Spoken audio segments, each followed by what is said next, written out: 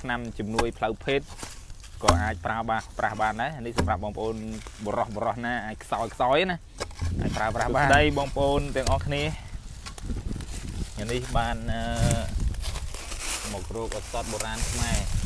វាជាប្រភេទដើមតុងសនៅព្រៃនេះសម្បូរតុងសខ្ញុំធ្លាប់ពីមុនមកខ្ញុំមកកោះមកជីកនៅនេះសតភាសាឥឡូវតម្រូវការយកតុងសផ្សំថ្នាំទឹកនោមផ្អែម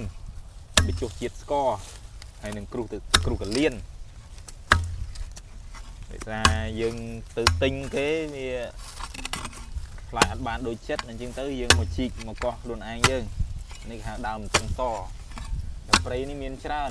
ខ្ញុំធ្លាប់ប្រហែលឆ្នាំមុនមកជីកមកកោះកាយយកបានប្រើការច្រើនទេបងប្អូនមើលថតចិត្តមើលឃើញទេវាជ្រៅតុងសឃើញដើមប៉ុណ្មេដាយមិនតែចុះជួនកាល1ម៉ែត្រក៏មានដែរនេះបងប្អូនឃើញនេះដើមល្អបែបធម្មជាតិដែលឲ្យដើមប៉ុណ្នេះគេថាចុះក្រោមមិនដឹងប៉ុណ្ណាទេដើមប៉ុណ្មេជើងចុះក្រោមអាចនឹងមើមវាជាងហៀងកដៃចុះទៅក្រោមត្រង់អត្ថប្រយោជន៍ដើមតុងសដែលខ្ញុំធ្លាប់ប្រើមកហើយក៏ចេះពីគ្រូខ្ញុំមកវាប្រើប្រាស់បានច្រើនប្រភេទជំងឺជាពិសេសជាបាល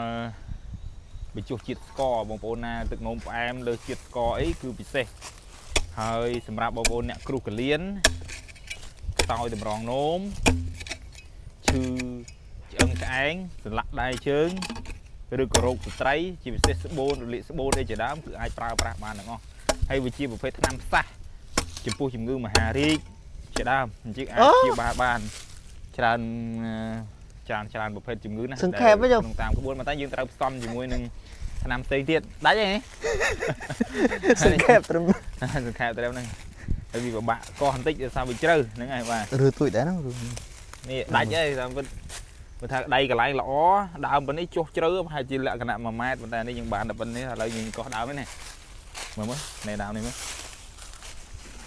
ហើយវាមានជាតិល្វីងតុងសនេះមានជាតិល្វីងញឿទៅមែនតើណាបងប្អូនណាអាចត្រមបានមិនផឹកបានផឹកវាមួយមុខក៏បានដែរហើយយើងយកទៅផ្សំជាមួយនឹងថ្នាំផ្សេងទៀតព្យាបាលបានច្រើនជំងឺទៀតបងប្អូនណាដែលអាចហូបស្រាបានជឿទៅត្រាំស្រាផឹកក៏បានវាជាឆ្នាំជំនួយផ្លូវភេទក៏អាចប្រើប្រាស់បានដែរនេះសម្រាប់បងប្អូនបរោះណាអាចខ្សោយណាអាចប្រើប្រាស់បានបាទ